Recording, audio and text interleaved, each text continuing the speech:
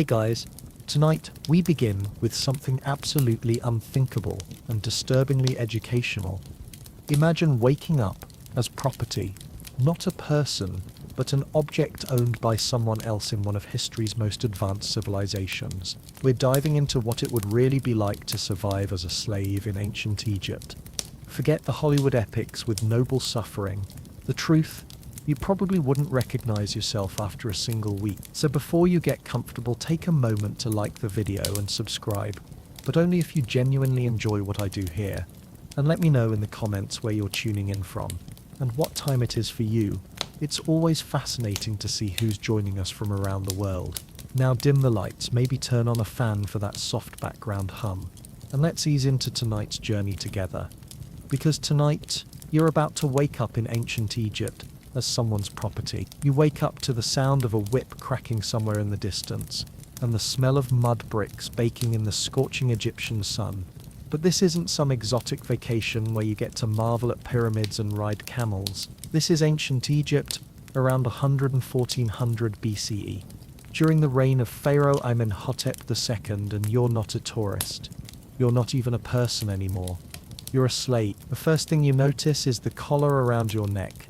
A heavy bronze band that marks you as property as clearly as a barcode marks products in your modern grocery store. Except this barcode is permanent, and the product is you. Your entire existence, every breath you take, every movement you make belongs to someone else now. Your bed is a reed mat on a dirt floor, in what can only be described as a human storage facility. Around you, dozens of other people are waking up to the same reality, some crying quietly, others staring at nothing with the hollow expression of people who have already accepted their fate. These are your fellow slaves, and they represent every corner of the ancient world.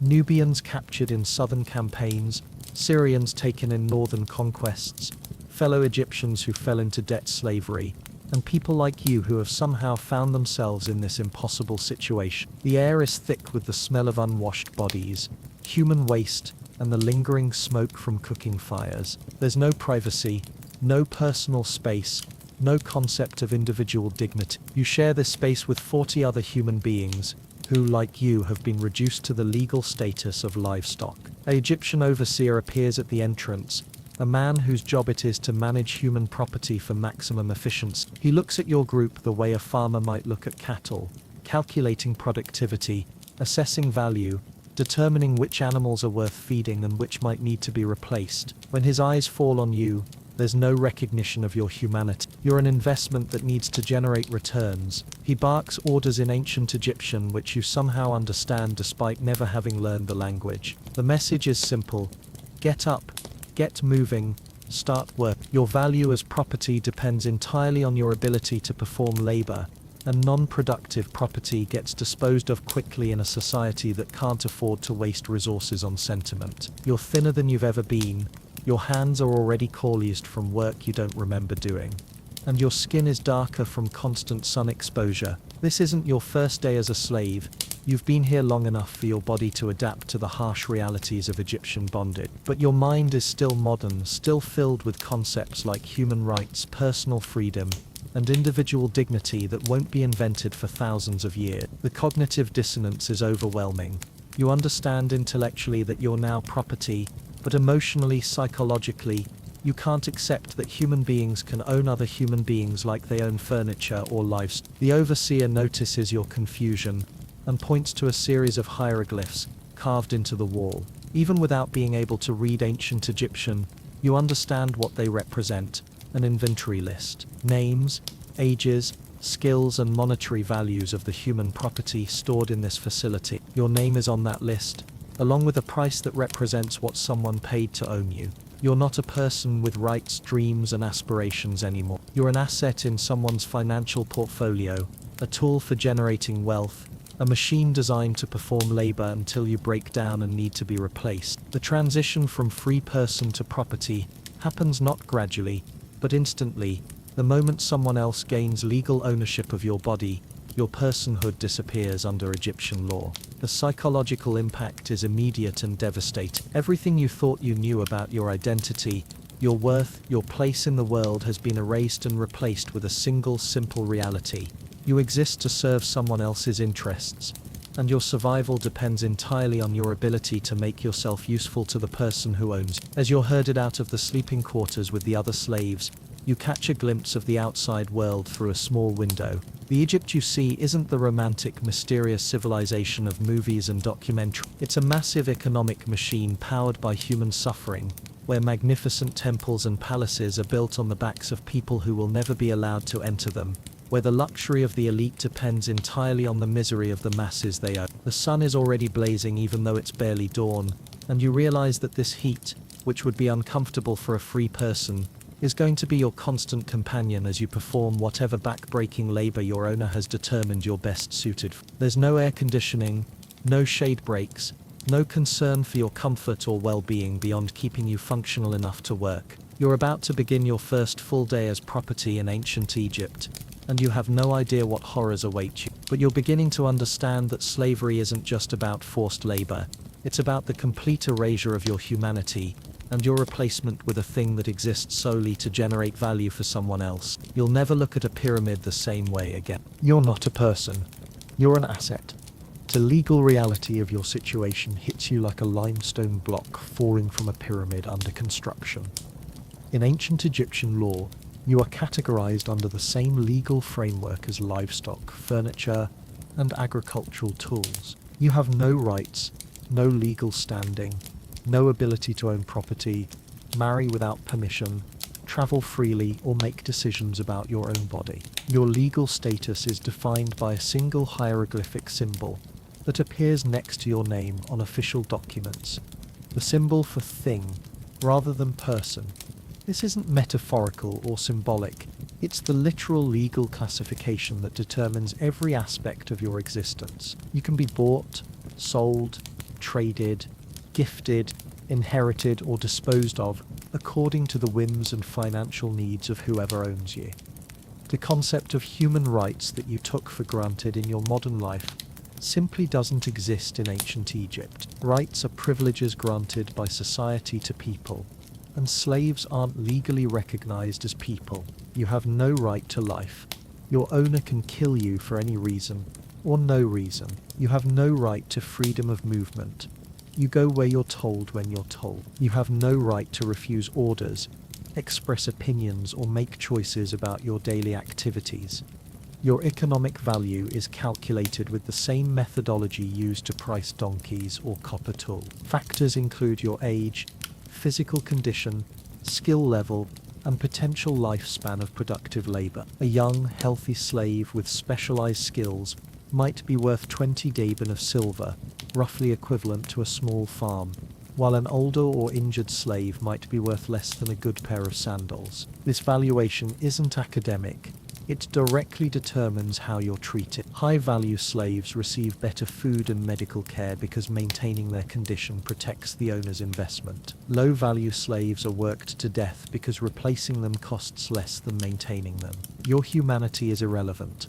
Only your productivity matters. How you became a slave. The path to slavery in ancient Egypt follows several well-established routes, each representing a different type of human catastrophe. War captives make up the largest category. When Egyptian armies conquer foreign territories, the survivors are automatically enslaved and distributed among the soldiers and nobles as spoils of war. If you're in this category, you've watched your homeland destroyed and your family scattered or killed. Debt slavery represents another common part. In ancient Egypt's harsh economic climate, a single bad harvest, illness, or family emergency can drive free Egyptians into debt they can never repay. Rather than declare bankruptcy, a concept that doesn't exist, debtors become slaves to their creditors until the debt is paid, which almost never happens because slaves earn no wages and debt continues to accumulate. Children born to slaves automatically become slaves themselves, inheriting their parents' legal status like a genetic disease. These hereditary slaves often live their entire lives without ever experiencing freedom or even understanding what freedom means. They're raised from birth to accept their status as property and to find their identity through service to their owners. Some slaves are Egyptians who committed crimes that resulted in enslavement as punishment. Theft, assault, or failure to pay taxes can result in judicial enslavement, where the criminal becomes property of the state and is assigned to work projects or sold to private owners. This creates a legal system where poverty itself becomes criminalized. Kidnapping and human trafficking, while officially illegal, are common sources of slaves from Egypt's borders. Bedouin raiders capture people from remote villages and sell them in Egyptian markets, while corrupt officials sometimes enslave free Egyptians by falsifying legal documents or manufacturing criminal charges. Meet your master. Your owner turns out to be Keti, a mid-level bureaucrat in the pharaoh's administration who manages grain distribution for the royal granaries. He's wealthy enough to own a dozen slaves, but not wealthy enough to be careless with his investment. This makes him a particularly demanding master. He expects maximum productivity from his human property while spending as little as possible on their maintenance. Keti views you through the lens of cost-benefit analysis. He paid good money for you, and he expects that investment to generate returns through your labor. He's not cruel for the sake of cruelty, but he's utterly indifferent to your suffering if that suffering doesn't impact your productivity. If beating you makes you work harder, he'll beat. If feeding you better makes you more productive, he'll improve your diet. Your master has absolute authority over every aspect of your existence. He decides what work you'll do, what you'll eat, where you'll sleep, whether you can form relationships with other slaves, and even whether you live or die. This authority is backed by Egyptian law and social custom.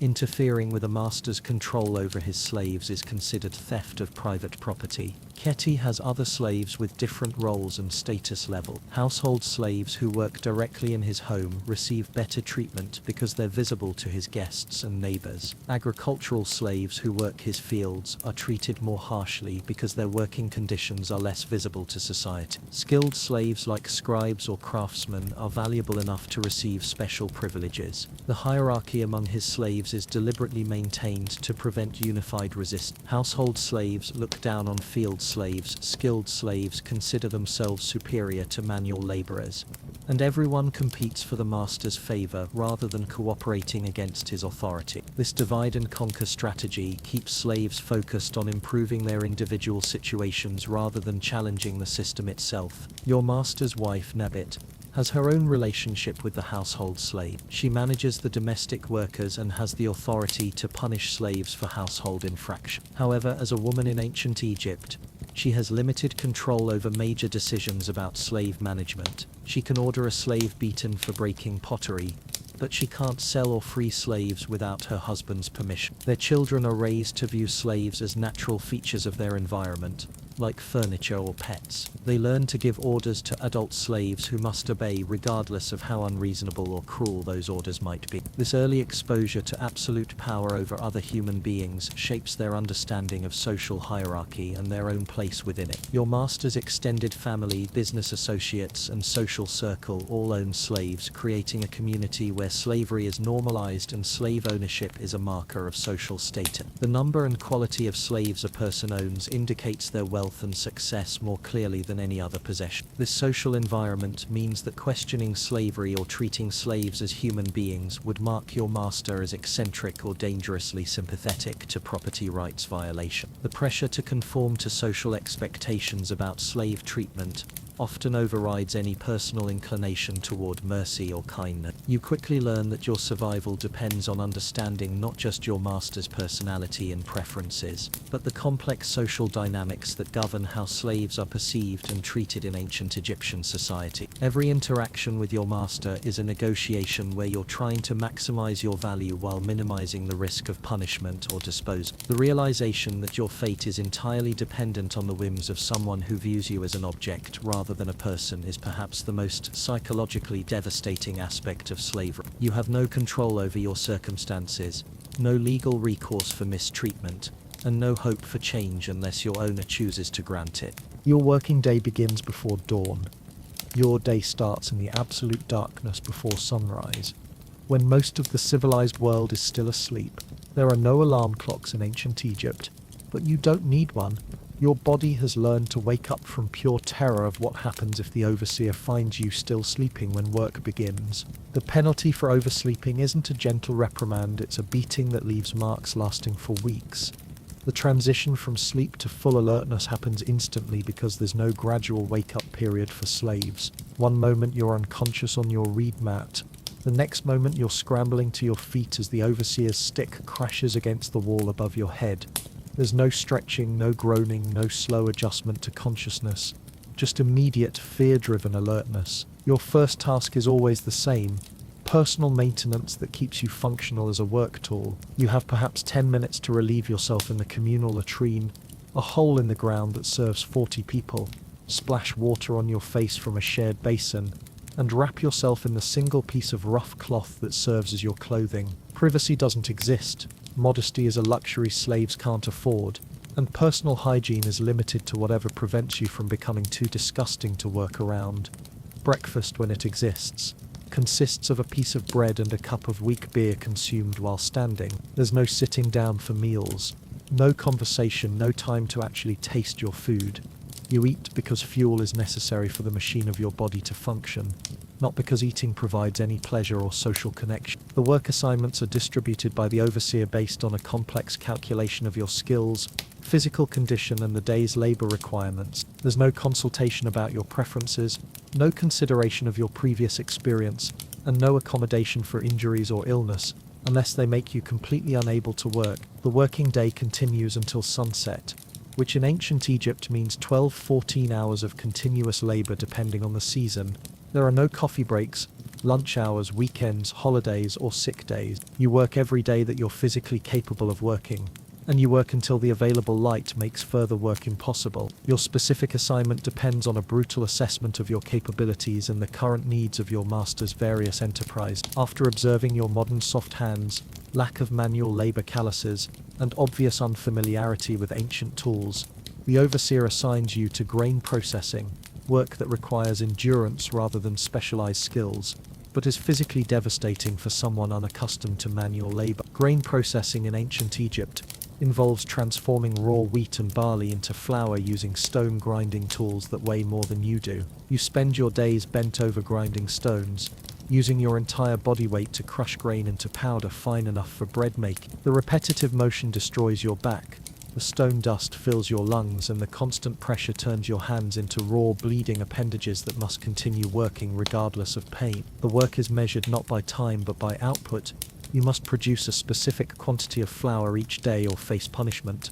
This means that breaks for water, food, or rest come only after you've met your quota, creating an incentive system that prioritizes productivity over human survival. If you're efficient, you might finish your quota by late afternoon. If you struggle with the unfamiliar tools and techniques, you'll work until well after dark. Other slaves around you have different assignments based on their perceived capability. Strong young men are assigned to construction projects, hauling massive stone blocks under the scorching sun until their bodies give out. Women often work in textile production, spinning and weaving under the constant supervision of overseers who demand perfect consistency in their output. Skilled slaves, those who arrived with literacy, mathematical abilities, or specialized craft knowledge, receive assignments that make use of their education but also ensure their complete dependence on their master. A slave who can read and write might manage inventory records, but will never be allowed to handle correspondence that might facilitate escape or rebellion. Agricultural slaves work in the fields during planting and harvest seasons, performing back-breaking labor under conditions that kill the weak and permanently disable the strong. The mortality rate among field slaves is so high that masters factor replacement costs into their agricultural budgets, treating human death as a normal business expense. The hierarchy among slaves.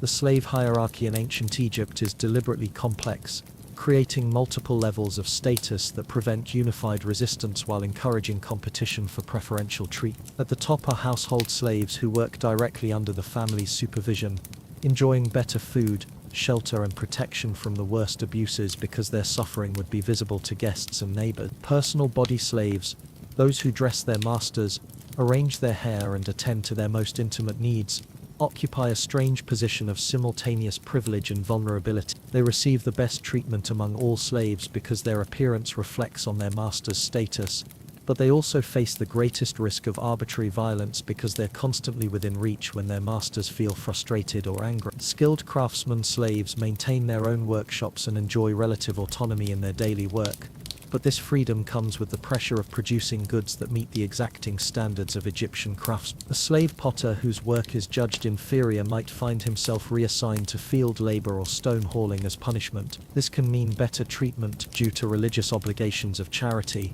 but it can also mean more severe punishment for infractions because religious authorities view slave rebellion as blasphemy against the god. Military slaves, captured warriors forced to serve in Egyptian armies, face the constant psychological torture of being forced to fight against people who might include their own relatives or former comrades. They're valuable for their combat skills, but are never trusted and are often used as expendable shock troops in the most dangerous military operation. At the bottom of the hierarchy are the disposable slaves, elderly workers whose productivity has declined, injured slaves whose disabilities limit their usefulness, and punishment slaves who have been reassigned to the worst possible conditions as examples to others. These slaves receive minimal food and shelter because they're not expected to survive long enough to justify significant investment. The hierarchy is maintained through a system of privileges and punishments that make each level of slaves invested in maintaining their position rather than challenging the system. Household slaves fear being demoted to field work, skilled slaves fear losing their workshops, and everyone fears being classified as disposable. Movement between hierarchy levels can happen suddenly and without warning, based entirely on the master's changing needs or will. A household slave who breaks an expensive vase might find himself hauling stones the next day.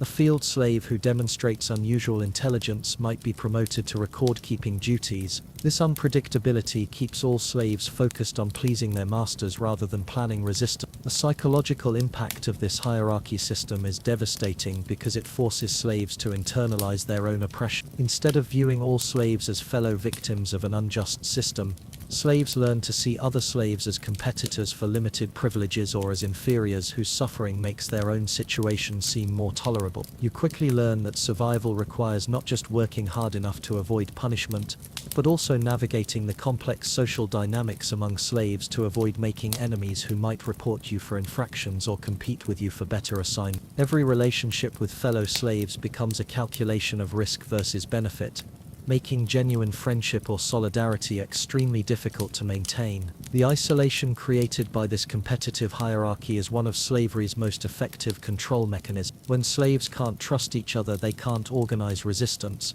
When they're competing for marginal improvements in their treatment, they're not planning escape or rebellion. The system turns victims against each other, ensuring that their energy is spent on surviving rather than fighting back. What slaves actually ate. Your daily nutrition as a slave is calculated with the same precision used to feed work animals. Just enough calories to maintain productivity, but not enough to support health, growth, or any energy beyond what's required for labor. The Egyptian masters have perfected the science of subsistence feeding over centuries of managing human property. The foundation of your diet is bread, but not the fluffy, enriched bread of modern times. Ancient Egyptian slave bread is made from coarse barley flour, mixed with sand, grit, and whatever grain dust couldn't be removed during processing. The texture is closer to edible sandpaper than food, and eating it gradually wears down your teeth while providing just enough carbohydrate to keep you functional. Each slave receives one loaf per day, a dense flat disc about the size of your palm that represents roughly 800 calories if you're lucky. This single loaf must sustain you through 12-14 hours of physical labor that require 3,000-4,000 calories per day to maintain your body weight. The math of starvation is simple. You're consuming less than a quarter of the calories you're burning. The bread is often moldy or infested with insects, but slaves don't have the luxury of being picky about food quality. Moldy bread is still bread, and insects are actually a source of protein that your malnourished body desperately needs. You learn to examine your daily bread ration not for palatability, but for any obvious signs of poison or substances that might kill you faster than gradual starvation. Occasionally your diet is supplemented with vegetables, usually onions, garlic, or leeks, that are either spoiled beyond selling to free Egyptians or grown specifically for slave consumption using the lowest quality seeds and minimal agricultural attention. These vegetables provide some vitamins that prevent immediate death from nutritional deficiency diseases, but they're not sufficient to maintain long-term health. The most valuable addition to your diet is protein. which appears perhaps once or twice per week in the form of fish scraps, chicken bones with minimal meat attached, or occasionally a small portion of cheese made from goat milk. This protein is crucial for maintaining muscle mass and preventing your body from cannibalizing its own tissues. But the portions are so small that they barely slow your physical deterioration. Chicken, water, beer, and staying alive.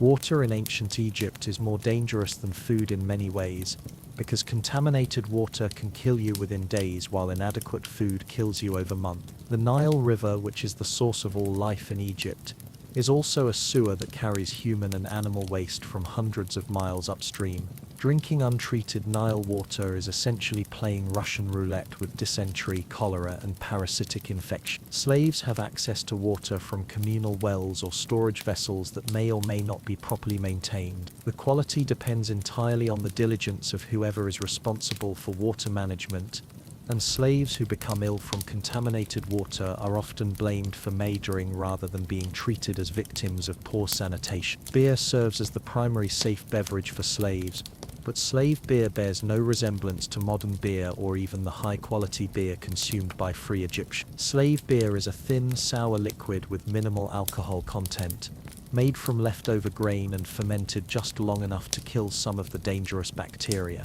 It tastes like liquid bread mixed with vinegar, but it's safer than water and provides a few additional calories. The daily beer ration for slaves is approximately 1 cup, enough to prevent immediate death from dehydration, but not enough to provide adequate hydration for someone performing heavy labor in desert heat. This chronic dehydration contributes to kidney problems, heat exhaustion, and cognitive impairment that makes work more difficult and dangerous. During peak summer months, when temperatures regularly exceed 110 ppf in the shade, and there's no shade for working slaves, the inadequate water ration becomes a form of torture. You learn to work with a constant, overwhelming thirst that affects your ability to think clearly, coordinate your movements, or maintain emotional control. Extra water can be offered as a reward for exceptional productivity or withheld as punishment for infractions. Slaves who displease their overseers might find their water ration reduced just enough to cause suffering without immediate death,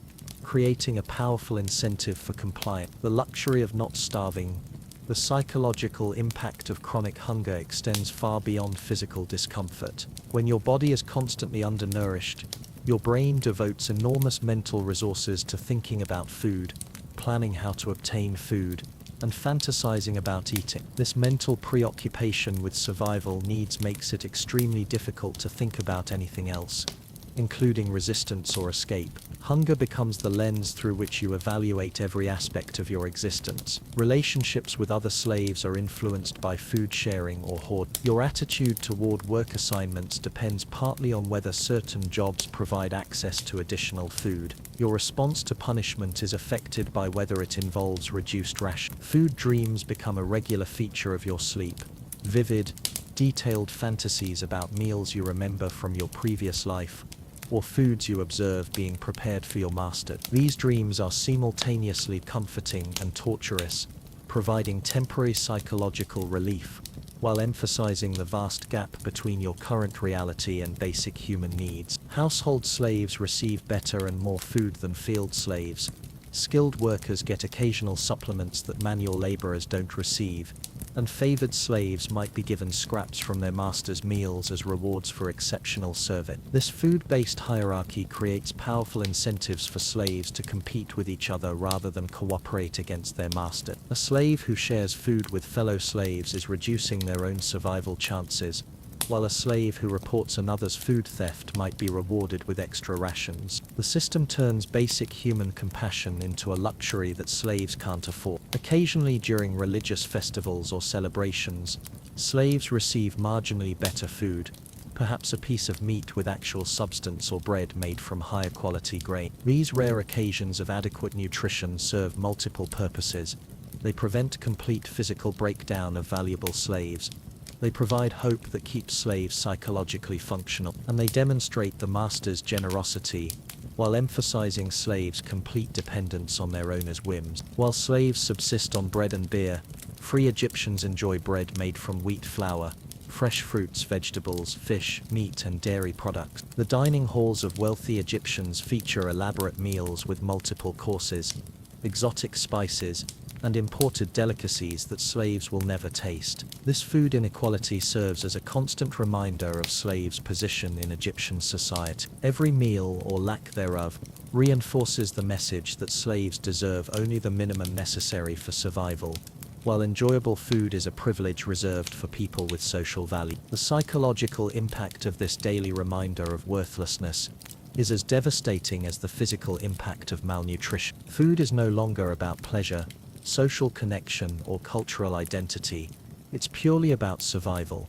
Every bite is precious, every meal is uncertain, and every day without adequate nutrition brings you closer to the physical breakdown that marks the end of your usefulness as human property. Where slaves actually lived.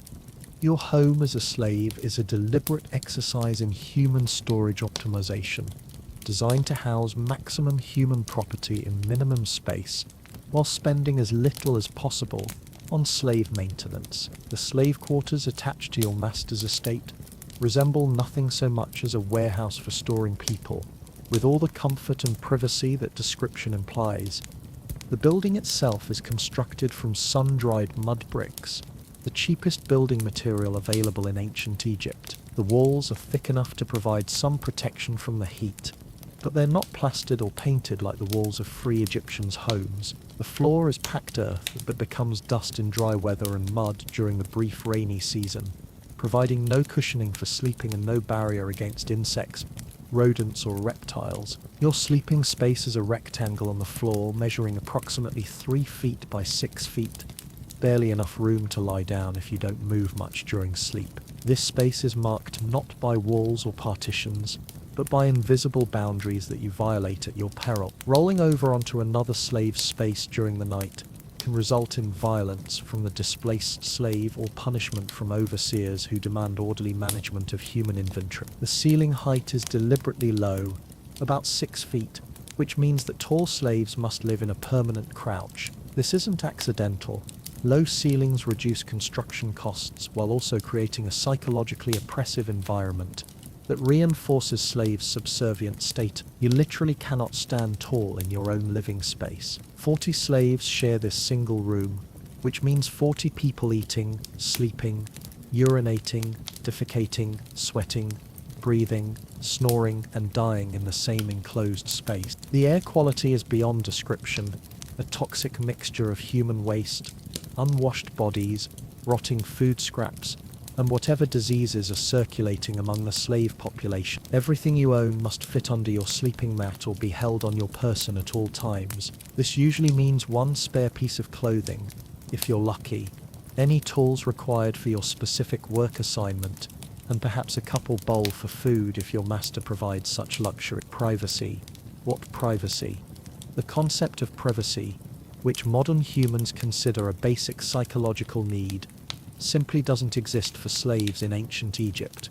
Every aspect of your existence occurs under the observation of other slaves, overseers, or your master's family. You eat, sleep, dress, undress, relieve yourself, have conversations, express emotions, and experience illness or injury in full view of dozens of other people. Slaves who form romantic relationships, if such relationships are permitted, must conduct their intimate lives in full view and hearing of their fellow slaves. This creates an atmosphere where natural human sexual expression becomes a public performance, often accompanied by commentary, criticism, or interference from observers who have no choice but to witness everything. Bathroom privacy is equally absent. The communal latrine is an open pit, surrounded by a low wall that provides no visual barrier. Using the latrine means exposing yourself completely, while potentially dozens of other people wait their turn or go about their daily activities nearby. The humiliation is deliberate.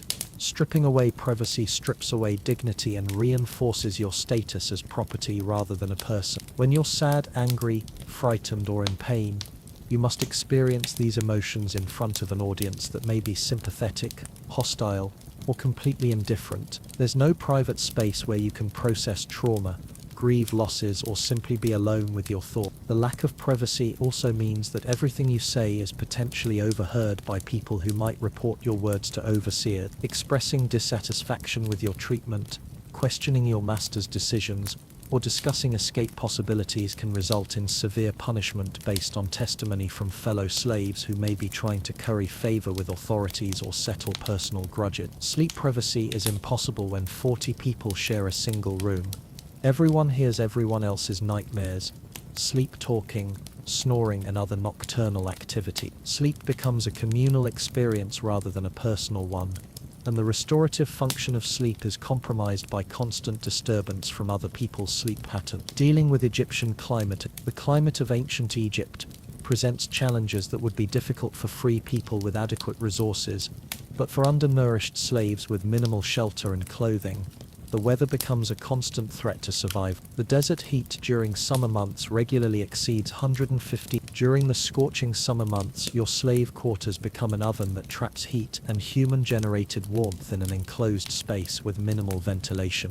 The mud brick walls absorb heat during the day and radiate it back into the living space all night, making restful sleep impossible. You learn to lie as still as possible to minimize heat generation while fighting the constant urge to move away from the warm bodies pressed against you on all sides. The lack of adequate ventilation means that the air inside your quarters becomes so hot and oxygen poor that some slaves pass out from heat exhaustion even while lying still. The weaker slaves, the elderly, sick, or very young, often don't survive their first summer in slave quarters because their bodies can't cope with the combination of malnutrition, overwork, and extreme heat. While free Egyptians conduct business during the cooler morning and evening hours and rest in shaded areas during peak heat, slaves work continuously regardless of temperature. The combination of physical labor and extreme heat causes regular cases of heat stroke, dehydration, and heat-related deaths that are simply factored into the cost of doing business. Winter brings different but equally dangerous challenges. The same thin clothing that provides inadequate protection from summer heat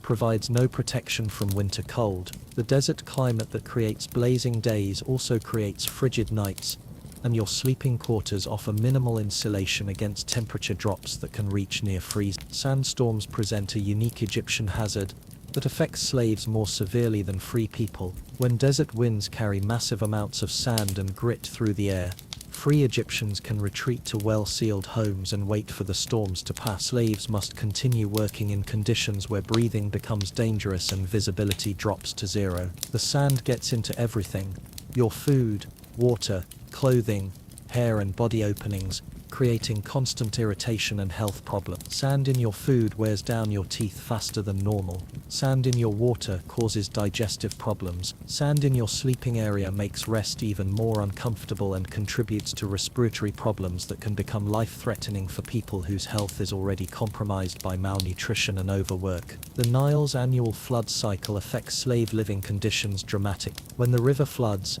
it brings life-giving water to Egyptian agriculture, but it also brings mosquitoes, disease, and humidity that makes the already difficult living conditions in slave quarters nearly unbearable. The combination of standing water, human waste, and tropical humidity creates perfect breeding conditions for diseases that kill slaves in large numbers. During flood season, your sleeping area may be partially underwater, forcing you to sleep sitting up or standing for weeks at a time. The wet conditions make it impossible to keep clothing or bedding dry, leading to skin infections, fungal diseases, and respiratory problems that your malnourished body can't fight off effectively. The psychological impact of constantly battling hostile weather conditions while having no control over your environment contributes to the learned helplessness that characterizes long-term slave. When every day brings physical challenges that free people would consider unbearable, slaves learn to endure suffering as a normal part of existence rather than a problem to be solved. Bathing as a slave, personal hygiene as a slave exists at the intersection of practical necessity and deliberate humiliation, designed to keep you functional enough to work while constantly reminding you of your subhuman status. Cleanliness is not a right, but a privilege that must be earned through productivity and good behavior, and even then it's provided in ways that strip away dignity rather than restore it. Your weekly bath consists of being herded with other slaves to a communal washing area, usually a section of irrigation canal or a large stone basin fed by dirty water that's been used for multiple purposes before reaching you. There's no soap, no privacy, and no warm water. You're given perhaps 10 minutes to splash yourself with water that may be cleaner than you are, but probably isn't clean enough to actually improve your hygiene. The water you're allowed to use for washing is the same water that's been used for washing other slaves, cleaning tools, and sometimes watering animals. By the time 40 slaves have used the same water, it's more of a bacterial soup than a cleaning agent. The cleaning process often leaves you feeling dirtier than when you started, but it satisfies your master's minimum requirements for maintaining his human property. Soap is a luxury that exists in ancient Egypt, but is reserved exclusively for free people. Slaves clean themselves with sand, ash, or rough cloths that remove dirt through abrasion rather than chemical cleaning. This method strips away not just dirt but also protective oils from your skin, leaving you vulnerable to infections, rashes, and painful cracking that makes physical labor even more difficult. Hair care for slaves involves keeping your head shaved or very short, not for cleanliness but for easier management of lice and other parasites that thrive in the crowded, unsanitary conditions of slave quarters. Long hair is considered a vanity that slaves don't deserve, and the constant head shaving serves as another daily reminder of your status as property rather than a person. Dental hygiene is non-existent for slaves. The coarse, sandy bread that forms your primary food source gradually wears down your teeth, while the lack of proper nutrition makes your gums weak and prone to bleeding. Tooth problems that would be minor inconveniences for free people become serious health crises for slaves who can't afford to stop working for dental pain. Church, medical care for property. Medical treatment for slaves follows the same economic logic as maintenance for any other valuable property.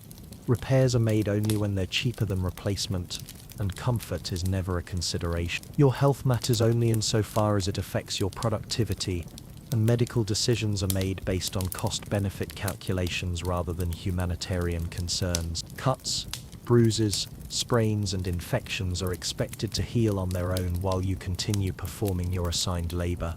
The philosophy is that slaves who can't work through minor ailments are probably malingering and deserve punishment rather than treatment. Serious injuries that affect your ability to work receive minimal medical attention from practitioners who are either slaves themselves or free people with the least training and skill. The treatments often consist of primitive surgical procedures performed without anesthesia, herbal remedies that may or may not be effective, and magical rituals that serve more to make the master feel like he's protecting his investment than to actually heal the patient. Broken bones are set crudely, if at all, often healing in property and leaving you with permanent disabilities that reduce your value as property. Infected wounds are treated with substances that might help or might make the infection worse.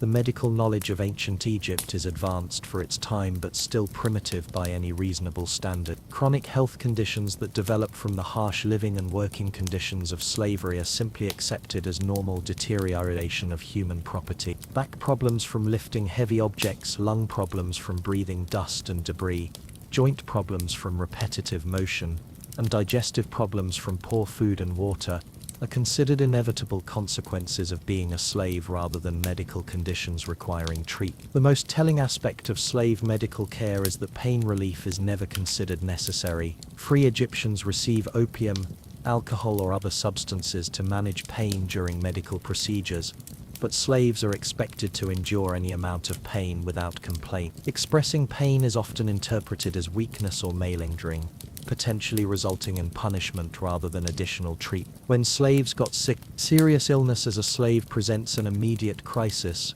because sick slaves can't work, and non-productive slaves are economic liabilities that masters need to resolve quickly. The options are limited: recover quickly, become profitable despite the illness, or be disposed of as damaged property. During illness, your food rations may be reduced rather than increased, based on the logic that sick slaves need fewer calories since they're not working. This creates a vicious cycle where illness leads to malnutrition, which slows recovery, which extends the period of non-productivity, which increases the likelihood that you'll be written off as a total loss. Contagious diseases are particularly dangerous for slaves because you're forced to live in close quarters with no possibility of quarantine or isolation. When one slave develops dysentery, respiratory infections, or skin diseases, the entire slave population is likely to become infected. Masters sometimes respond to disease outbreaks by disposing of all affected slaves and purchasing replacements rather than investing in treatment. Mental illness, which would be common among people subjected to constant trauma, malnutrition, and hopelessness, is not recognized as a medical condition requiring treatment. Slaves who become depressed, psychotic, or emotionally unstable are classified as defective property and either worked to death in punishment details or simply killed to prevent them from affecting other slaves' productivity. The hierarchy among slaves affects medical treatment just as it affects everything else. Skilled slaves and household slaves receive better medical care because they represent larger investments and are more difficult to replace. Field slaves and manual laborers receive minimal treatment because they're considered more expendable and easier to replace with new purchases. Pregnant slaves are expected to work until they physically can't continue, with no accommodation for the additional nutritional or physical care needed during pregnancy. Childbirth occurs with minimal medical assistance, and high rates of maternal and infant mortality are simply accepted as normal costs of breeding slave labor. As soon as you can stand and move, you're expected to return to work, even if you're still weak, in pain, or likely to re-injure yourself. The economic pressure to maximize productive workdays takes precedence over medical recommendations for rest and recovery. The psychological impact of receiving substandard medical care sends a clear message about your value as a human being. When your suffering is ignored, your pain is dismissed, and your health is managed like livestock maintenance, you internalize the message that your life has no intrinsic value beyond your economic productivity. This medical neglect also serves as a control mechanism by keeping slaves weak and dependent. Healthy, strong slaves might have the energy and confidence to plan escapes or organize resistance. Slaves who are chronically ill, in pain, or worried about their health focus their mental and physical energy on basic survival rather than challenging their circumstance. While free Egyptians have access to skilled physicians, effective medications, and comprehensive treatments, slaves receive the absolute minimum care necessary to maintain their function as property. This medical inequality reinforces social hierarchy while ensuring that slaves remain grateful for any medical attention they receive. Gods don't care about slaves. The religion in ancient Egypt is fundamentally structured around social hierarchy, and this hierarchy extends into the spiritual realm where gods, like earthly masters, are believed to have different relationships with different classes of people. As a slave, your relationship with the divine is mediated entirely through your master's spiritual status.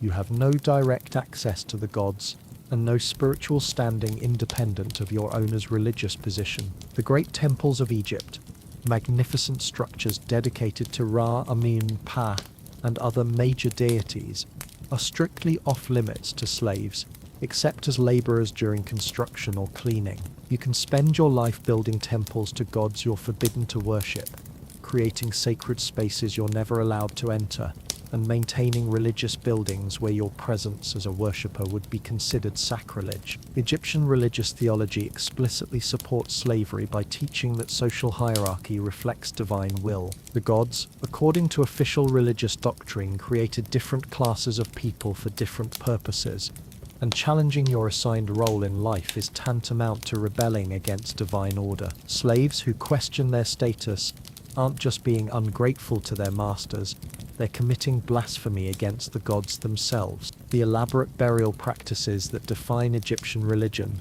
mummification, tomb construction, grave goods, and complex funeral rituals, exist exclusively for free people who have souls worth preserving for the afterlife. Slaves, according to Egyptian religious beliefs, either have no souls at all, or have souls so degraded by their earthly status that they're not worth preserving for eternity. Religious festivals and celebrations that punctuate the Egyptian calendar provide entertainment and spiritual fulfillment for free people, but slaves experience these events only as additional work opportunity. During religious holidays, when free Egyptians feast, worship, and celebrate, slaves work harder to serve the increased demands for food preparation, cleaning, and crowd management. The priestly class, Egypt's religious authorities, own vast numbers of slaves and justify this ownership through theological arguments about divine blessing and spiritual stewardship. Temple slaves often work under even harsher conditions than private slaves,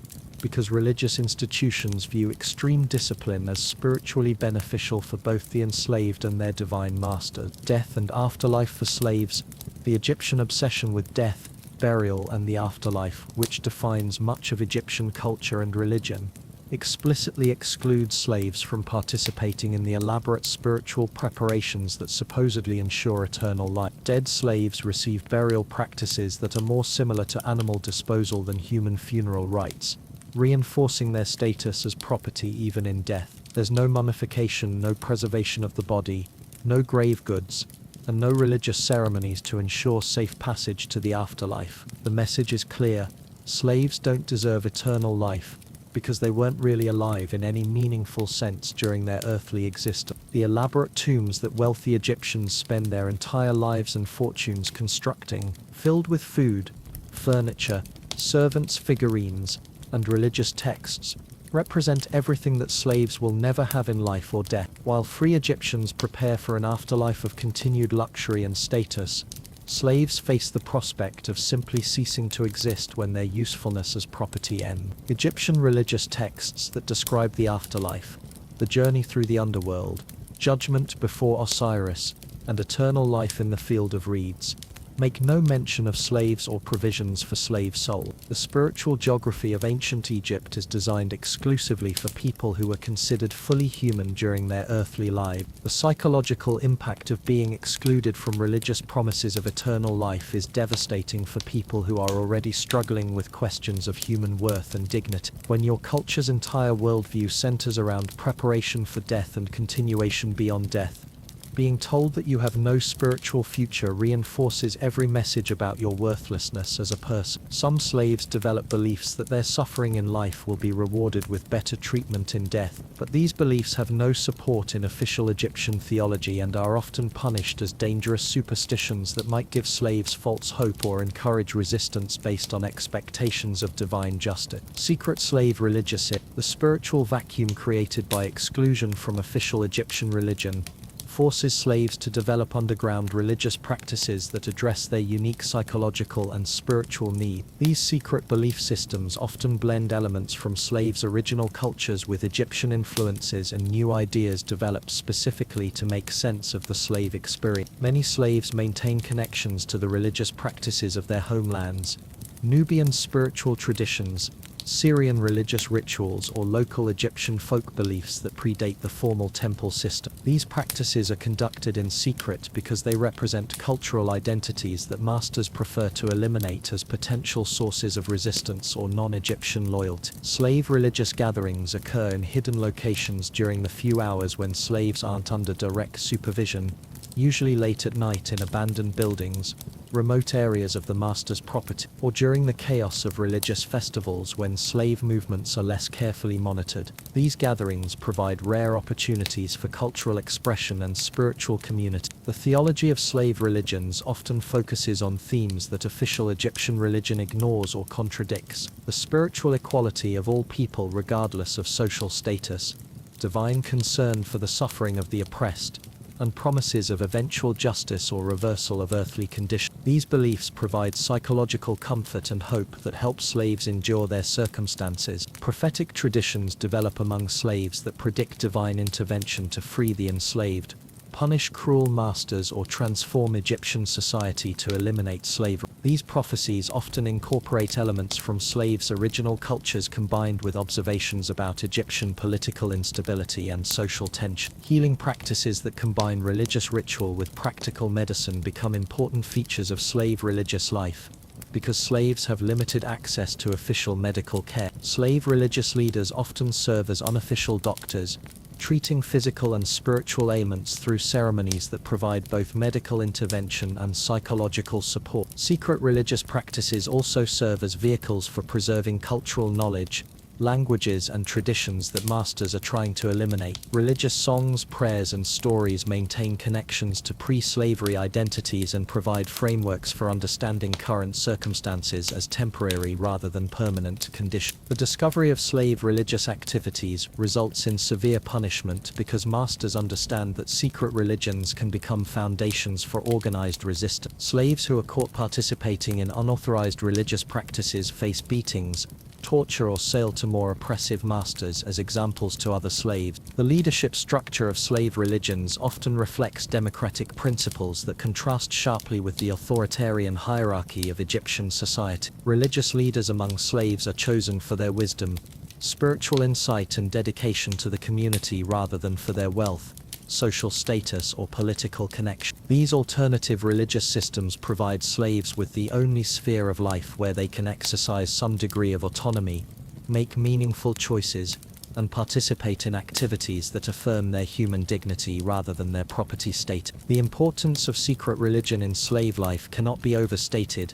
It often represents the difference between maintaining some sense of self-worth and completely internalizing the dehumanization that slavery imposed. The rituals and beliefs of slave religions also serve as covert forms of resistance by maintaining alternative interpretations of reality that contradict Egyptian social hierarchy. When slaves gather to affirm their spiritual equality and divine worth, they are engaging in acts of rebellion against the entire ideological system that justifies their enslavement.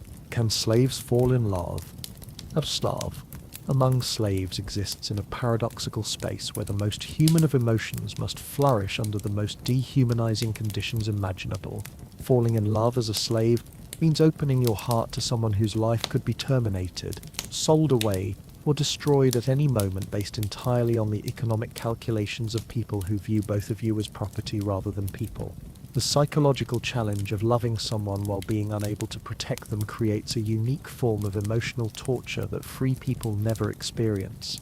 When your beloved is beaten, overworked, or sexually abused, you must watch helplessly because any attempt to intervene would result in punishment for both of you.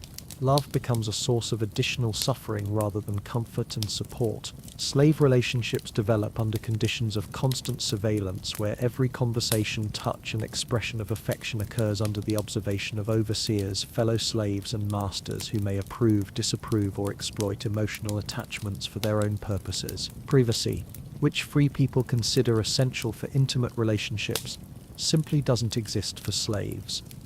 The economic reality of slave relationships means that love interests are also potential competitors for resources, better work assignments, or master's favor. This creates conflicted dynamics where romantic partners must balance genuine affection with survival calculations that would be unthinkable in relationships between free people. Masters often view slave romantic relationships as potential management tools that can be used to control behavior through rewards and punishments. A master might allow or encourage relationships between slaves he wants to keep happy and productive, while forbidding relationships that might interfere with work efficiency or create loyalties that compete with obedience to authority. The temporary nature of slave relationships, where lovers can be permanently separated through sale, transfer, or death without warning, forces slaves to experience love with the constant awareness that emotional investment might result in devastating loss. This creates psychological defense mechanisms that limit the depth of attachment slaves allow themselves to feel.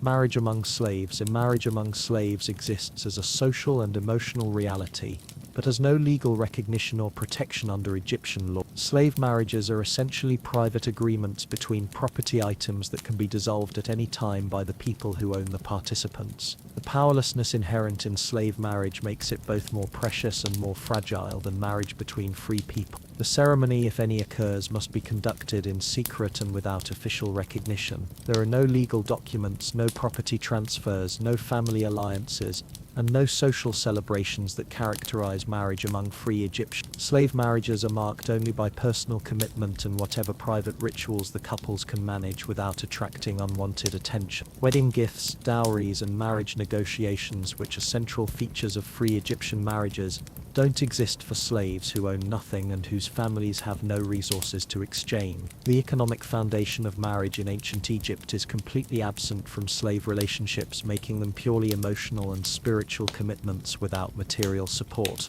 The biggest challenge in slave marriages is obtaining master's permission, which is required but never guaranteed. Masters evaluate slave marriage requests based entirely on how the relationship will affect productivity, property values, and management convenience. A marriage that might improve slave morale and reduce escape attempts could be approved, while a marriage that creates divided loyalties or reduces work efficiency will be forbidden. Masters often use marriage permission as a reward for exceptional service or a tool for encouraging desired behavior.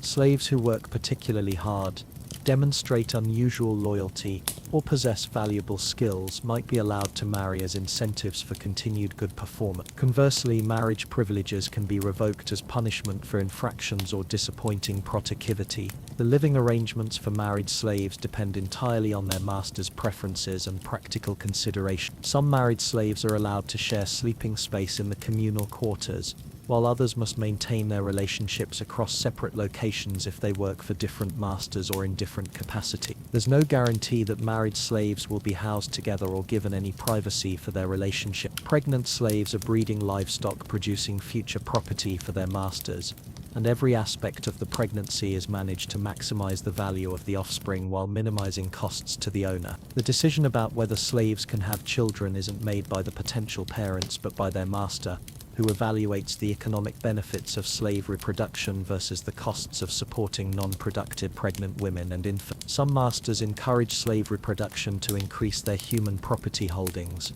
while others prefer to purchase adult slaves rather than invest in raising children. Pregnant slave women receive slightly better nutrition and reduced physical labor only to the extent necessary to protect the master's investment in future slave offspring. The additional care isn't motivated by concern for the mother's health or well-being, but by practical considerations about protecting valuable breeding stock and their produce. Children born to slaves automatically become the property of their parents' master, creating the heartbreaking situation where parents have no legal relationship with their own offspring. Slave children can be sold, traded, or given away without any consideration for family bonds or parental rights. The economic value of children often outweighs any sentimental considerations about keeping families together. The child-rearing process for slave families occurs under constant threat of separation. Slave children who show particular intelligence, attractiveness, or skills may be sold to other masters who have specific uses for their talent. Children who are expensive to maintain or who don't show promise as productive workers may be disposed of as economic liability. Slave children learn to read and write only if their future work assignments require literacy,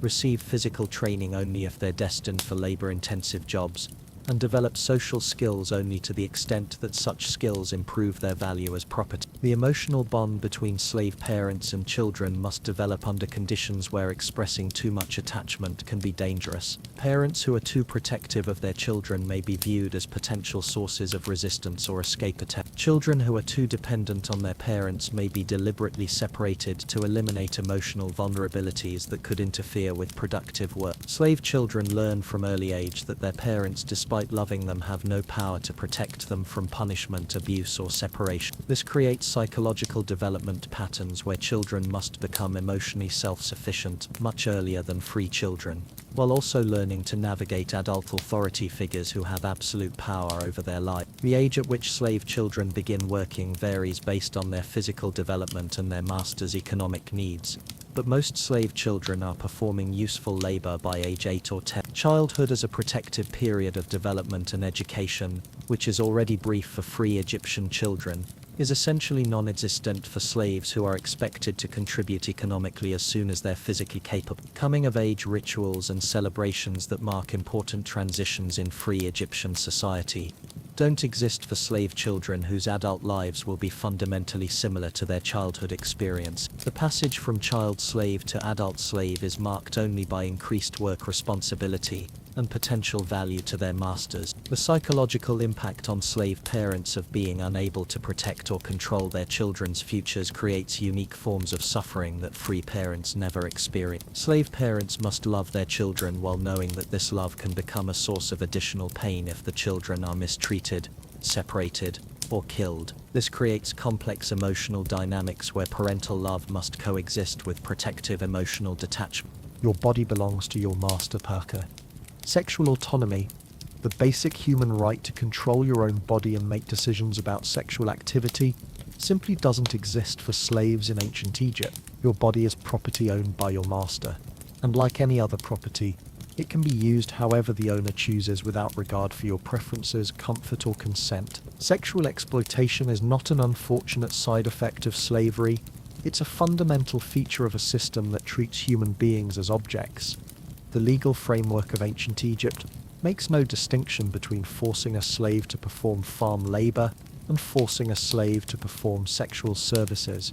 Both are simply uses of property by its rightful owner, and slaves have no more right to refuse sexual demands than they have to refuse work assignments. Rape, as a legal concept applied to crimes against slaves, doesn't exist because property cannot be raped.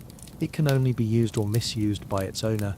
Male slaves face sexual exploitation from both male and female owners and their family members, guests, and associates. The dynamics of sexual power in ancient Egypt are complex, but they all converge on the reality that slaves' bodies are available for any sexual use that pleases their social superiors. Young, attractive male slaves are particularly vulnerable to sexual exploitation that may be disguised as privileges or special assignments. Female slaves face systematic sexual exploitation that ranges from occasional abuse to forced prostitution depending on their master's interests and economic calculations. Attractive female slaves often find themselves assigned to roles that maximize their sexual availability to their masters' male relatives, business associates, and guests. Sexual service becomes an expected part of their job description rather than an aberrant abuse of authority. The psychological damage of sexual exploitation is compounded by the requirement that slaves express gratitude for any attention from their social superiors,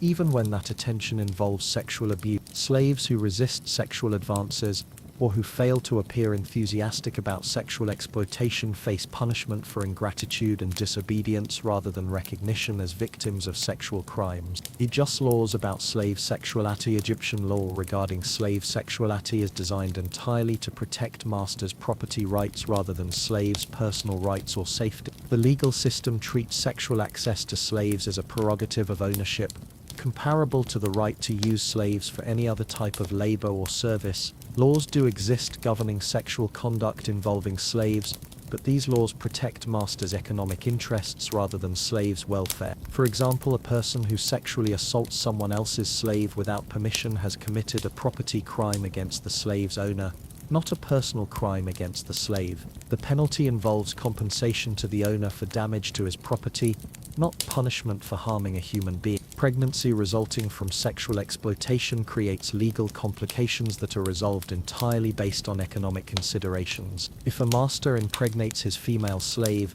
the resulting child becomes additional property belonging to the master. If someone else impregnates a master's slave without permission, the legal issues involve compensation for the economic costs and benefits of the unauthorized pregnancy. Slaves who contract sexually transmitted diseases through forced sexual contact have no legal recourse for medical treatment or compensation. The diseases are treated as damage to property that reduces the slave's economic value, and the costs of any medical treatment come from the master's resources rather than from whoever infected the slave. Marriage between free people and slaves is legally possible but requires the free person to purchase the slave first. These marriages don't elevate the slave's legal status.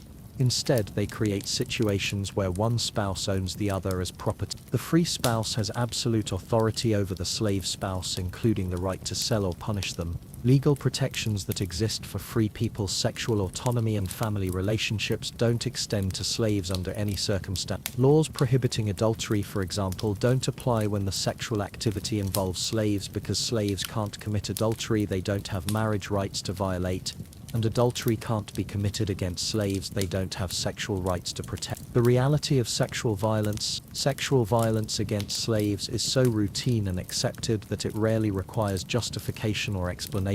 Masters view sexual access to their slaves as a natural privilege of ownership, comparable to living in houses they own or eating food they purchase. The frequency and casualness of sexual exploitation makes it a normal part of daily life rather than exceptional criminal behavior. The physical violence that accompanies sexual exploitation often exceeds what would be considered acceptable in other contexts.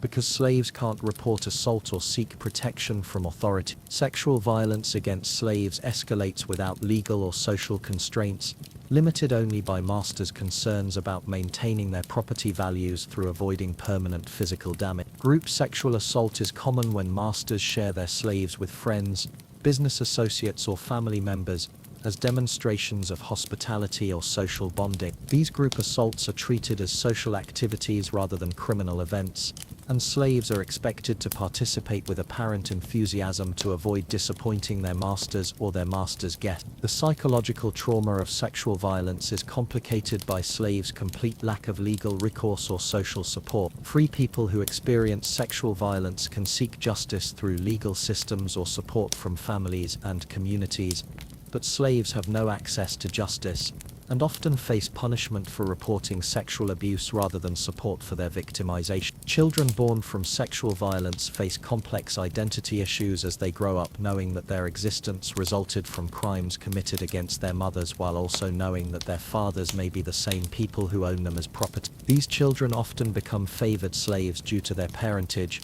but this favoritism comes with its own psychological complications and danger. Female slaves who become pregnant through sexual violence must carry and deliver children conceived through assault while continuing to perform their regular work duty. The pregnancy doesn't provide protection from continued sexual or physical abuse, and the resulting children become additional property belonging to their mother's rapist. The normalization of sexual violence against slaves affects the broader society by creating environments where sexual exploitation becomes acceptable behavior for anyone with sufficient power and authority. Free people learn to view slaves as sexually available objects, which influences how they understand consent, sexual ethics, and human relationships generally. Slaves who resist sexual violence face punishment that often exceeds the violence they were trying to avoid. Resistance is treated as property damage, like a tool that breaks when used, rather than self-defense against criminal assault. The punishment for sexual resistance includes public beatings,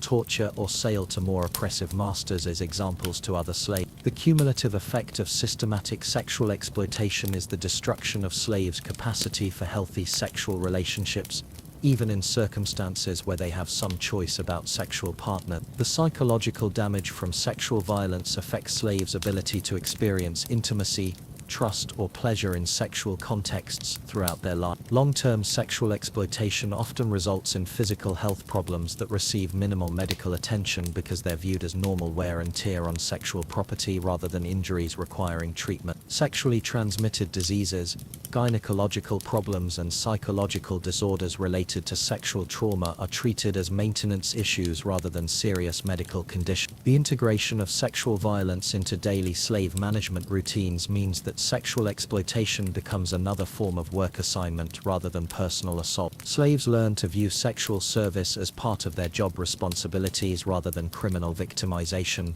which helps them psychologically survive the abuse while also making resistance more difficult. Viewer, and masters controlled slaves. The control of human property in ancient Egypt operates through a sophisticated system of psychological manipulation, physical intimidation, and structural dependency that makes resistance seem impossible and compliance seem like the only rational choice. Master-slave relationships aren't maintained through constant violence, but through the ever-present threat of violence, combined with carefully managed rewards that create powerful incentives for obedience. The foundation of slave control is isolation from any alternative social networks or support systems. Slaves are deliberately separated from their families, communities, and cultural backgrounds, then housed with other slaves from different regions who speak different languages and practice different customs. This linguistic and cultural diversity prevents slaves from forming unified resistance movements, while ensuring that individual slaves remain dependent on their masters for social contact and recognition.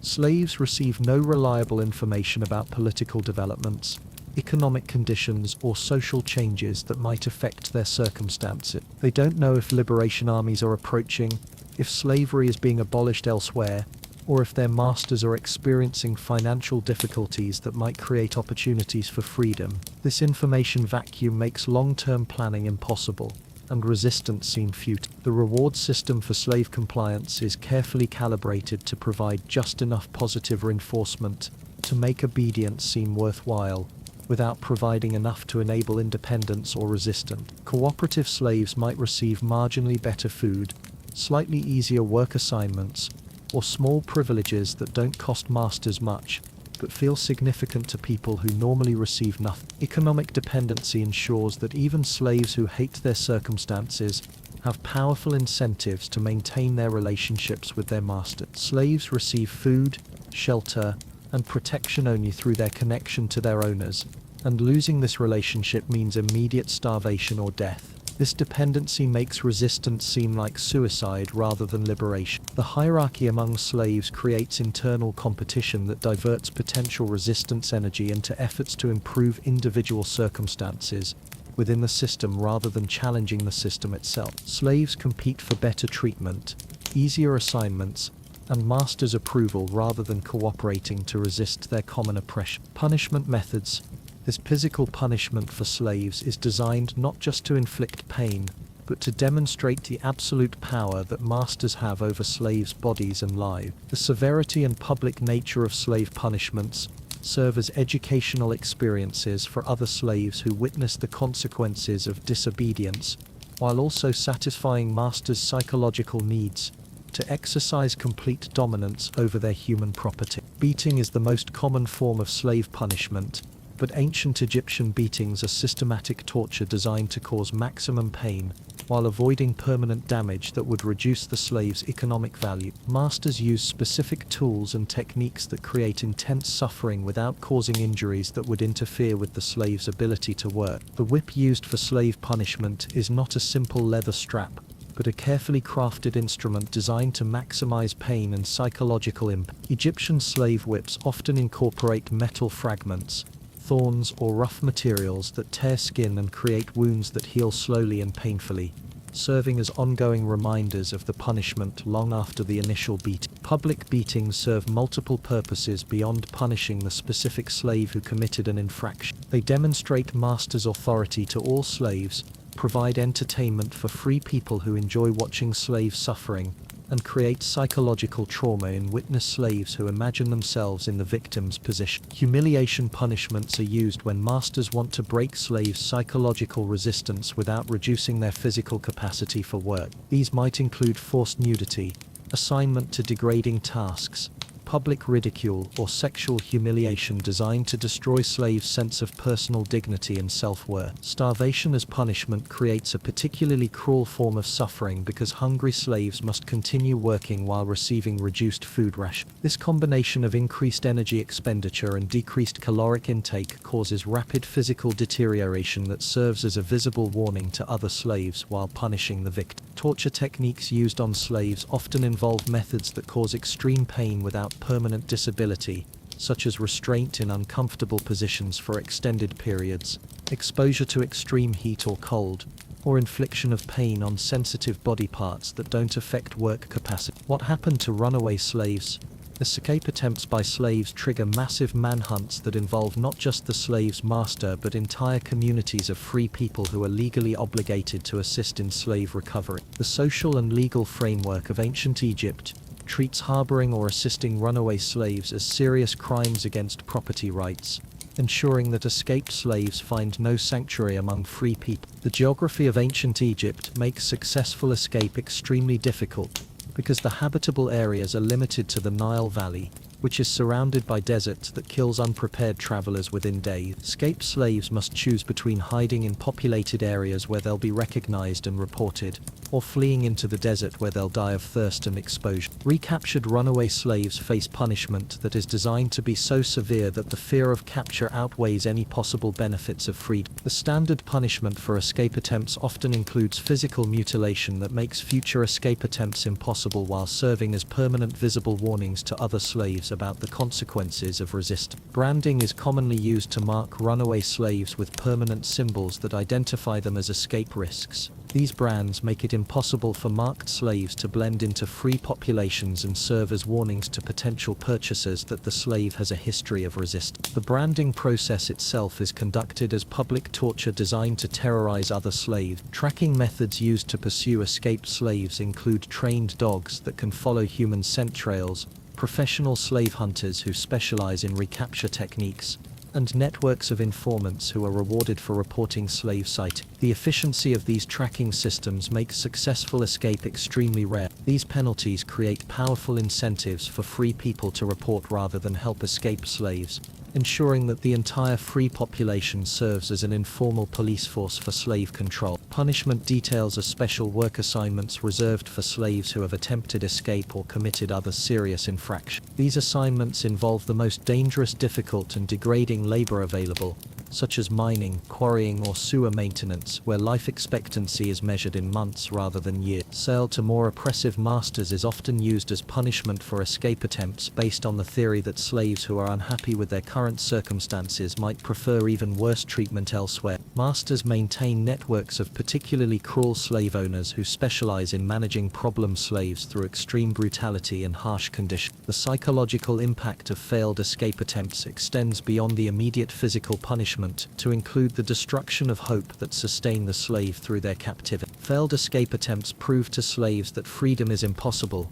and that resistance only makes their circumstances worse, leading to learned helplessness and acceptance of their enslaved state. Family punishment for individual escape attempts creates powerful disincentives for resistance by extending the consequences of individual actions to loved ones who had no involvement in the escape plan. Masters often punish entire slave families for one member's escape attempt, creating guilt and social pressure that makes future resistance less likely. The recovery process for escaped slaves often involves torture designed to extract information about escape routes, accomplices, and planning methods that might be useful for preventing future escape attempts. This interrogation serves both practical and sadistic purposes, providing intelligence while satisfying masters' desires to inflict maximum suffering on slaves who challenge their authority. Public execution of escaped slaves serves as the ultimate deterrent while providing entertainment for free people who enjoy spectacular displays of violence against slave property. These executions are often elaborate public events designed to maximize fear and discourage resistance among the surviving slave population.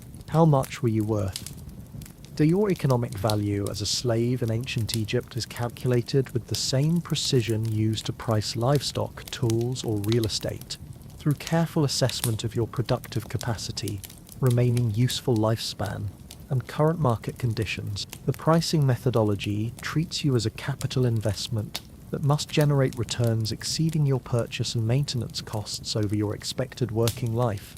A healthy adult male slave with no specialized skills typically sells for 20-30 deben of silver, roughly equivalent to what a skilled craftsman might earn in 6 months. This baseline price reflects your capacity for general manual labor, carrying, lifting, digging, and other physically demanding work that requires minimal training but maximum endurance. Your value increases significantly if you possess specialized skills that are in demand in the Egyptian economy. A slave who can read and write hieroglyphics might be worth 50-60 deben because literacy is rare and valuable. A skilled craftsman, potter, metalworker, or carpenter could command prices of 40-50 deben because their expertise generates higher returns for their owners. Female slaves are generally priced lower than males, typically 15-25 deben, reflecting both their perceived lesser physical strength and their additional value as potential breeding stock. However, exceptionally attractive women who can serve as concubines or courtesans might be priced much higher, sometimes exceeding 100 deben, if they possess the beauty, education, and social skills valued in wealthy households. Age dramatically affects slave pricing because older slaves have shorter remaining useful lifespans and declining physical capabilities. A slave over 40 might be worth only 10-15 deben regardless of their skills, while children under 10 are often priced based on their potential rather than current productivity. Physical condition assessments determine your market value through examinations that treat you like livestock being evaluated for purchase. Potential buyers inspect your teeth, muscle tone, scars, and overall health to estimate how many productive years they can extract from your body before you become worthless. Market fluctuations affect slave prices based on supply and demand dynamics that you have no control over. Military victories that capture large numbers of prisoners drive down slave prices, while labor shortages during major construction projects drive prices up. Your value changes based on external factors that have nothing to do with your personal qualities or performance. The slave trade market. The slave markets of ancient Egypt operate like any other commodity exchange, with professional dealers, established pricing mechanisms, and regular trading schedules that treat human beings as inventory to be bought and sold for profit. These markets are integrated into the broader Egyptian economy and serve essential functions in distributing labor resources throughout the kingdom. Major slave markets in Memphis, Thebes, and other Egyptian cities operate on fixed schedules, typically every 10 days, when traders bring their human inventory for display and sale to potential buyers. The market atmosphere combines the commercial efficiency of a livestock auction with the casual brutality of human trafficking. Professional slave traders specialize in different types of human merchandise.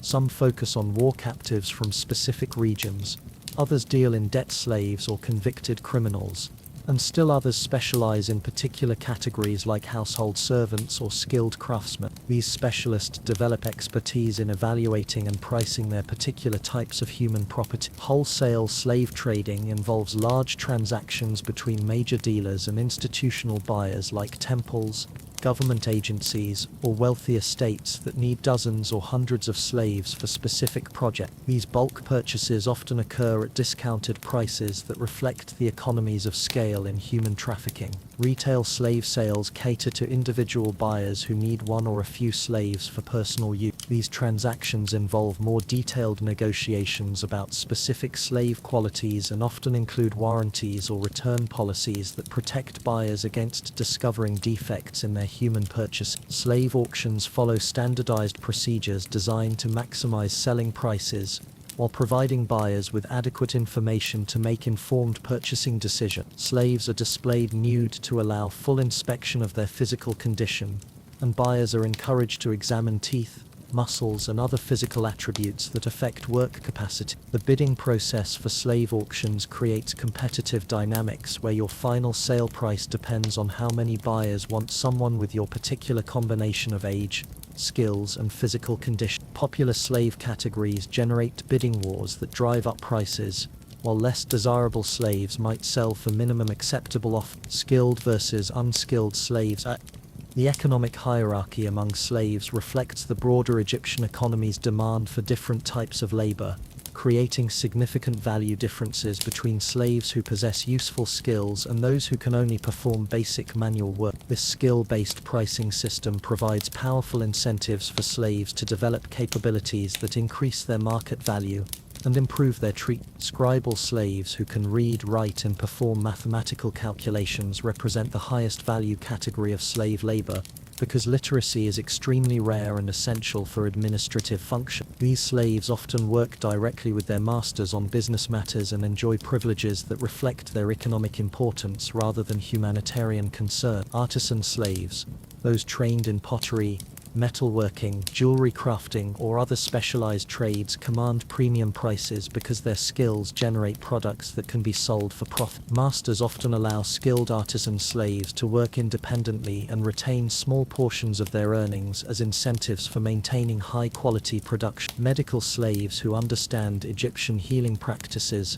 surgical procedures, or pharmaceutical preparations are extremely valuable, because healthcare is expensive and skilled medical practitioners are scarce. These slaves often treat not just their masters' families but also other slaves, creating situations where they have life and death authority over fellow human property. Entertainment slaves, musicians, dancers, storytellers, or athletes, serve luxury functions that wealthy Egyptians value for social status and personal pleasure. While not essential for basic economic production, these slaves can command high prices because they provide services that demonstrate their owners' wealth and sophistication. Construction slaves with experience in engineering, Architecture or specialized building techniques are valuable during periods of major building projects but may see their value decline when construction demands decrease. The cyclical nature of construction work creates volatile pricing for these specialized slaves. Agricultural slaves represent the lowest value category because farming requires minimal specialized knowledge and the work is physically demanding rather than intellectually challenging. However,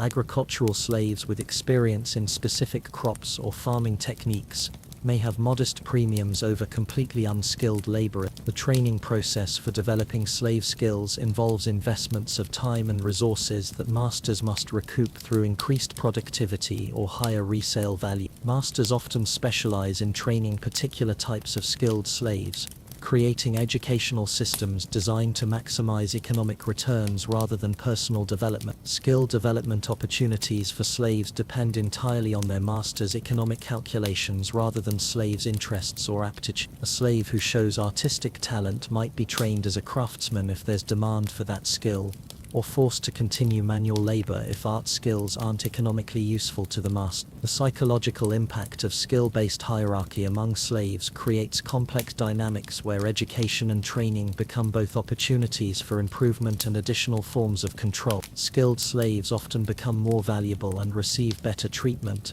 but they also become more dependent on their masters and less likely to attempt escape. Resistance, while encouraging individual slaves to work harder for chances to improve their circumstances within the slavery system rather than challenging the system itself. The maintenance of slave skills requires ongoing practice and application that masters must balance against immediate productive demand. Skilled slaves who aren't allowed to use their abilities may lose proficiency, reducing their value, but slaves who spend too much time on skill maintenance may not meet current work requirements. Technology changes and economic shifts can rapidly alter the value of particular slave skills, creating situations where highly trained and valuable slaves suddenly become obsolete. Masters must constantly evaluate whether to invest in developing new skills for their slaves or to sell them before their current skills become unmarketable. The social dynamics between skilled and unskilled slaves often mirror broader Egyptian social hierarchies, with skilled slaves looking down on manual laborers and competing for their master's favor rather than recognizing their common situation as human property. This internal stratification helps maintain slave control by preventing solidarity across skill categories. Could slaves ever become free? Take freedom for slaves in ancient Egypt exists as a theoretical possibility that serves more to maintain slave compliance than to provide realistic hope for liberation. While manumission, the legal process of freeing slaves, does occur, it happens so rarely and under such specific circumstances that most slaves will live and die as property regardless of their behavior, skills, or service quality. The legal mechanism for slave manumission requires the master to voluntarily relinquish ownership rights through formal documents that transfer the slave from property status to free person status. This process is entirely dependent on the master's decision and cannot be initiated or influenced by the slave regardless of how deserving they might be of freedom. Manumission typically occurs in three situations: as rewards for extraordinary service that saves masters' lives or fortunes, as deathbed gestures, where dying masters free some slaves to demonstrate their generosity, or as strategic business decisions where masters free skilled slaves to establish them as independent contractors who will continue generating income through ongoing business relationships. The economic calculation behind manumission often involves masters who determine that freed slaves will be more profitable as independent operators than as owned property. A skilled craftsman might generate higher returns if freed and established in his own workshop, while paying tribute to his former master, than if kept as a slave whose productivity is limited by his enslaved status. Religious manumission occurs when masters free slaves to gain spiritual merit or fulfill religious obligation, but these religious motivations are often combined with practical considerations about which slaves are least valuable as property and most likely to succeed as free people without becoming burdens on their former master. The children of manumitted slaves automatically become free people, creating incentives for some slaves to pursue freedom not for themselves but for their offspring. However, the legal process of manumission must be completed correctly to ensure that children born after liberation are recognized as free rather than inheriting their parents' former slave status. Conditional manumission grants freedom only after specific requirements are met, such as working for additional years, paying compensation to the master, or achieving particular performance standard. These conditional arrangements often become extended slavery periods that may never result in actual freedom if the conditions are designed to be unachievable. Self-purchase represents another theoretical path to freedom where slaves accumulate money to buy themselves from their masters, but this requires both access to income-generating opportunities and masters who are willing to sell. Most slaves never earn any money, and most masters prefer to keep valuable slaves rather than sell them to themselves. Slave entertainment and culture. Cultural activities for slaves exist in the narrow spaces between work obligations and survival requirements, creating forms of entertainment and artistic expression that serve both psychological survival functions and subtle resistance purposes. These cultural practices often blend traditions from slaves' original societies with influences from Egyptian culture and new forms developed specifically within slave community. Music among slaves serves multiple functions. Work songs that coordinate group labor while making repetitive tasks more bearable. Religious songs that maintain spiritual connections to non-Egyptian tradition, social songs that build community bonds among people from diverse cultural backgrounds. These musical traditions are often the only aspects of slaves' original cultures that survive the dehumanization process. Storytelling provides crucial psychological functions for slave communities by preserving historical memories, moral teachings, and cultural values that masters are trying to eliminate. Slave stories often feature themes of justice, eventual liberation, and divine punishment for oppressors, narratives that provide hope and meaning for people whose daily lives offer little of either. Dance traditions among slaves often incorporate elements from multiple cultures represented in slave communities, creating new hybrid forms that reflect the international character of Egyptian slavery. These dances provide physical expression and social bonding opportunities that help maintain psychological health under extremely stressful conditions. Games and sports among slaves must be conducted using improvised equipment and limited time,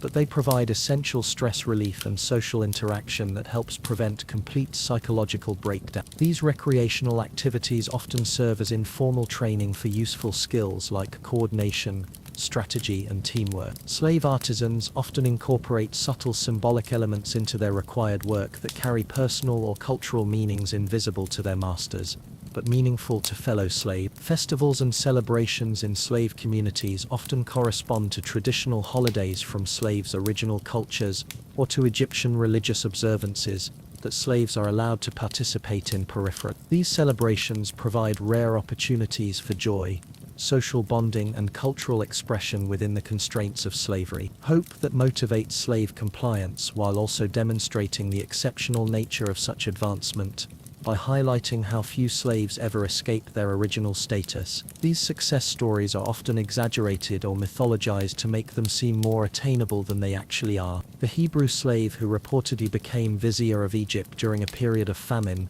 represents the most famous example of slave-to-power advancement, though his story involves divine intervention and extraordinary circumstances that make it unsuitable as a realistic model for typical slave advancement. His success required prophetic abilities that normal slaves don't possess. Military slaves who demonstrated exceptional courage and skill in battle occasionally earned freedom and advancement to officer positions in Egyptian army, but these promotions typically occurred only during periods of desperate military need when Egypt required all available talent regardless of social origin. Peace periods rarely offered similar opportunities for advancement. Household slaves who gained their master's confidence through years of loyal service sometimes achieved informal authority over other slaves and household operations, creating situations where slaves exercised power over free people in domestic context. However, this authority remained dependent on their master's continued favor and could be revoked without warning. Concubine slaves who bore children to powerful men occasionally achieved elevated status and protection through their offspring, but this advancement came at the cost of sexual exploitation and remained vulnerable to changes in their master's affections or family circumstance. The children of such relationships might achieve free status while their mothers remained enslaved. Artisan slaves whose skills became renowned throughout Egypt sometimes accumulated enough wealth and connections to purchase their freedom and establish independent businesses. But this required decades of exceptional work combined with unusually generous masters, who allowed slaves to retain portions of their earnings. Religious slaves who served in temples occasionally achieved positions of spiritual authority that provided some protection from the worst abuses of slavery, but their advancement remained limited by their enslaved status and their inability to leave temple service. Religious advancement often meant better slavery rather than actual freedom. The common characteristics of slaves who achieved advancement include exceptional skills that were in high demand, personal qualities that gained masters' trust and affection, fortunate placement with masters who were both powerful and generous, and luck in avoiding the diseases, accidents, and political changes that destroyed most advancement opportunity. The psychological function of these success stories in slave communities is complex. They provide hope that makes slavery more bearable while also reinforcing the system by suggesting that advancement is possible for slaves who work hard and remain loyal. This narrative deflects criticism of slavery by implying that lack of advancement reflects personal failings rather than systemic oppression. The reality is that the vast majority of slaves in ancient Egypt lived and died as property regardless of their personal qualities, skills, or service quality. The famous examples of advancement are exceptions that prove the rule rather than evidence that the system provided realistic opportunities for social mobility. The stories of successful slaves are often sanitized to remove references to the violence, exploitation, and suffering that these individuals endured even during their advancement. The narratives focus on eventual success while minimizing the human costs of achieving advancement within a system based on treating people as property. Modern historical records of successful slaves are often incomplete or unreliable because the advancement of former slaves contradicted the ideological justifications for slavery, creating incentives to either exaggerate their success, to show the system's fairness, or minimize their original slave status, to maintain social hierarchies that depended on clear distinctions between free and enslaved people. You wake up, the soft embrace of your modern mattress, the gentle hum of air conditioning, the familiar glow of your smartphone screen displaying notifications from a world where human beings cannot legally own other human beings, where labor laws protect workers from exploitation, and where individual dignity is considered an inalienable right. You're in your room, in your time, in your civilization. Safe, free, human. Was it a nightmare? The most vivid, devastating, educational horror story in human history. You can still feel the weight of that bronze collar around your neck, still taste the sandy bread that slowly destroyed your teeth, still hear the crack of the whip and the sound of your fellow slaves crying in the darkness. But you're here now, surrounded by freedoms and protections that took thousands of years of human progress to achieve. The constitutional guarantees that protect your personal liberty, the labor laws that ensure fair wages and safe working conditions, the legal systems that recognize your inherent dignity as a human being. You get up and look around your room, your private space that no one can enter without permission, filled with possessions that belong to you personally, in a home that you chose to live in because you wanted to live there. Every aspect of your daily life represents freedoms that slaves in ancient Egypt couldn't even imagine. The right to leave your home whenever you choose, the right to quit jobs you don't like, the right to form relationships with people you select, the right to express your opinions without fear of execution. You'll never again take for granted the basic rights that seemed like natural features of existence until you experienced life without them. You'll never again feel sorry for yourself about economic difficulties without remembering what it meant to own nothing and earn nothing for back-breaking work. Courts that move slowly and consider evidence carefully now seem like precious institutions rather than frustrating obstacles, because you've experienced what life is like when power is unchecked by law or custom. You understand now that human freedom isn't natural or automatic. It's an achievement that requires constant vigilance, active protection, and widespread commitment to principles that sometimes conflict with immediate economic interests or personal convenience. Every time you make choices about your own life, what work to do, where to live, whom to love, what to believe, you're exercising freedoms that billions of people throughout history never experienced. Your ordinary daily decisions represent liberties that slaves in ancient Egypt would have considered miracles. Those magnificent pyramids, Temples and palaces that represent the achievements of ancient civilization were built by people who lived and died as property, whose suffering made possible the grandeur that tourists admire thousands of years later. But you've also learned that human beings are capable of surviving conditions that seem unimaginable, that dignity and love can persist even under the most dehumanizing circumstances, and that the human spirit can endure horrors that would seem to destroy all hope of maintaining humanity. The stories of ancient Egyptian slaves remind you that freedom is precious, precisely because it's fragile, that human rights exist only when people fight to protect them, and the comfortable assumption that it can't happen here has been proven wrong throughout history by people who thought they were too civilized for such barbarism. So the next time someone tells you that labor protections are unnecessary bureaucracy, remember the weight of that bronze collar. The next time someone says human rights are too expensive to protect, remember the taste of sandy bread and contaminated water. The next time someone argues that some people are naturally inferior to others, remember that slaves in ancient Egypt were the same species as their masters. The only difference was power, because you've seen what human beings do to each other when law and custom don't protect the powerless from the powerful. You've experienced what happens when people become property rather than people. And remember that the freedom to have sweet dreams is itself a precious gift that not everyone in history has been allowed to enjoy.